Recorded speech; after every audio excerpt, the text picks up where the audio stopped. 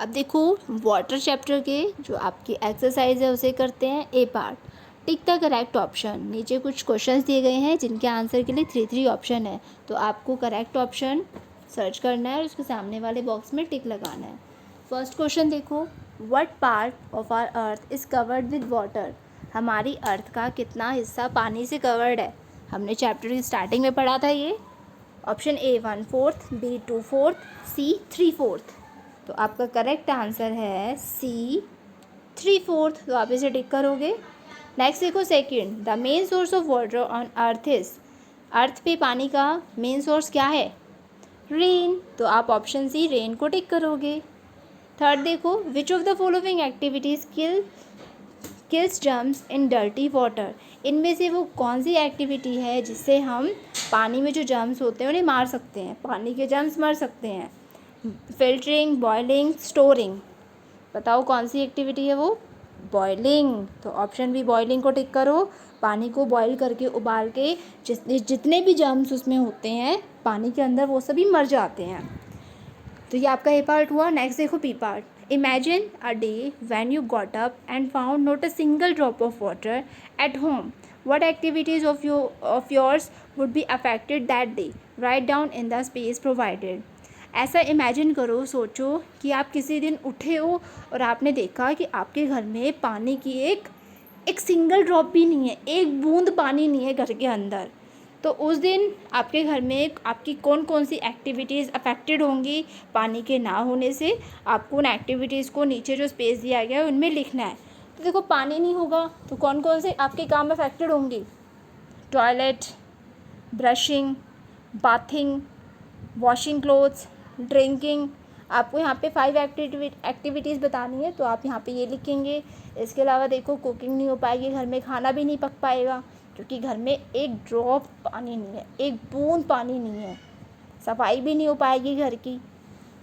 तो आप यहाँ पे इन एक्टिविटीज़ को लिखोगे। आगे देखो अब next C part, match correctly. देखो ए एंड बी 2 कॉलम दिए गए हैं आपको। फर्स्ट में देखो ए कॉलम में फर्स्ट में लिखा है वाटर फिल्टर। आप इसको मैच करोगे क्लीन वाटर से। जब हम वाटर को फिल्टर करते हैं तो वो क्लीन हो जाता है, साफ़ हो जाता है। तो आप इसे इससे मैच करोगे।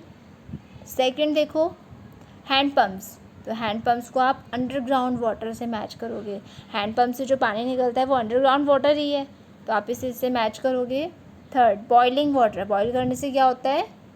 Kills germs. तो आप इसे बी से मैच करोगे, किल्स जर्म। अब देखो फोर्थ, हीट ऑफ द सन। जो पानी की जो सन की हीट होती है, गर्मी होती है, उससे क्या हो जाता है? जो पानी है वो जलकर वाटर वेपर में चेंज हो जाता है, जल वाष्प के रूप में बदल जाता है। तो आप हीट ऑफ द सन को वाटर वेपर से मैच करोगे। क्लियर है बेटा? नेक्स्ट देखो D part, answer the following question. इसे हम अपनी नोटबुक में करेंगे। अब देखो उससे पहले नीचे आपको एक एक्टिविटी भी दी गई है। Find 4 sources of water hidden in the world मेज दैन एनसर्कल दैम। देखो ये एक वर्ल्ड मेज है, इसमें कुछ सोर्सेज ऑफ वाटर के नेम है और यहाँ पे देखो पिक्चर्स भी दी गई है आपको।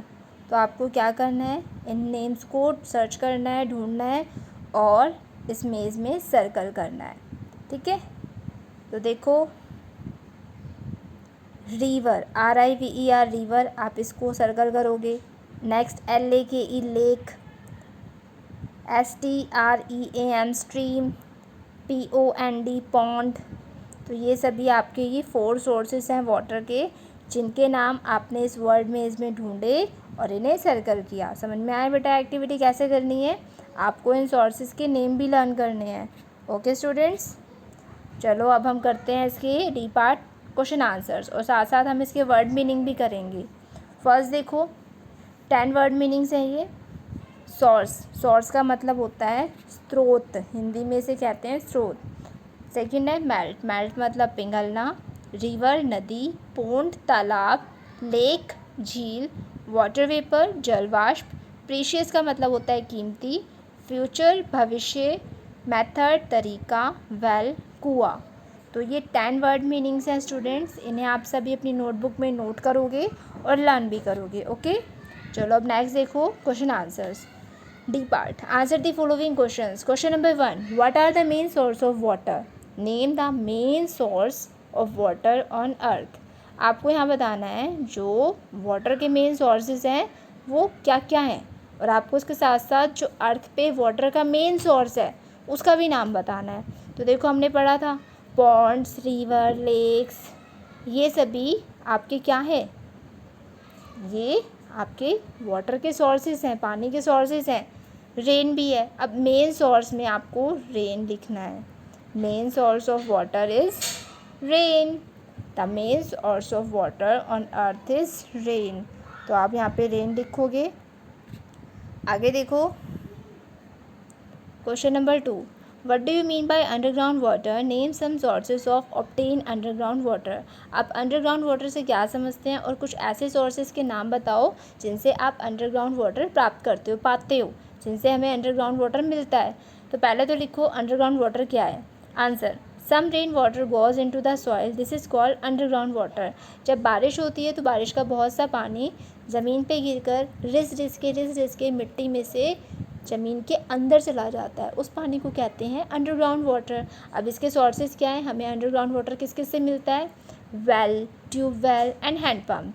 कुआँ और ये हैंडपम्प, ट्यूबवेल, इन सभी से हम अंडरग्राउंड वाटर प्राप्त करते हैं, पाते हैं। नेक्स्ट देखो third question, last, why should we not drink dirty water? हम सभी को गंदा पानी क्यों नहीं पीना चाहिए? Because dirty water has germs in it can make us sick. क्योंकि गंदे पानी में जर्म्स होते हैं जो कि हमें बीमार बना देते हैं, तो इसलिए हम सभी को गंदा पानी नहीं पीना चाहिए। समझ में आया बच्चे? तो ये आपके चैप्टर वाटर के क्वेश्चन आंसर्स कंप्लीट होते हैं। आप सभी को क्या करना है, चैप्टर को अच्छे से रीड करना है और उसकी जितनी भी हमने एक्सरसाइज करी है, वर्ड मीनिंग करे हैं, क्वेश्चन आंसर्स करे हैं, आप इन्हें करोगे और अच्छे से लर्न करोगे। ओके स्टूडेंट्स, आज के लिए इतना ही काफ़ी है। आपसे फिर होगी मुलाकात नेक्स्ट वीडियो में। Thank you.